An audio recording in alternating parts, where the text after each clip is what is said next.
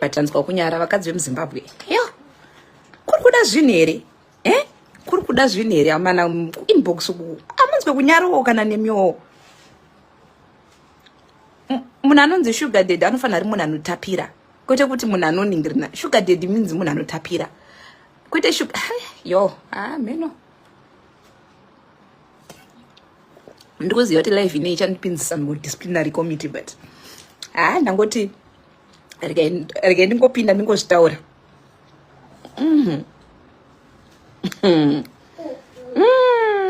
hanzi muna matoko akashanda aiwa isi tofamba neningrini tofamba nenkerosi nemaprofita futi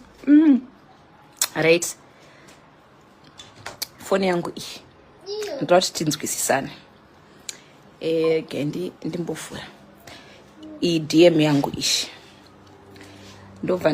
ndanoningirina ndobva ndanosecha mirai ndoda kutaipa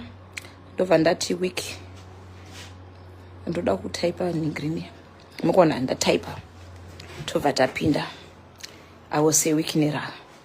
vachitangira 2017 what's your number 2017 muri kuona I called yesterday no answer 2017 musanyeperwe kunzi fake chats wati ishi profile yave 267 followers 1.9k posts vachitumira mamessage aya what's your number pandakatara nyaya yekuti tsana vanoda kuti nyaya yekuti go down ndokwavo vabva vaenderera mberi vakandituka kuti hure mamwe ndichaburitsa hangu mascreenshots emamessages avo zvinhorondo ravo ravainyora kuningrini kuronzi kuinbox kwangu iri ravainyora iri ziningrini uku ndichinzi ndiri hure inini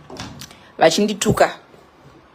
because inini ndakaramba kuentertaina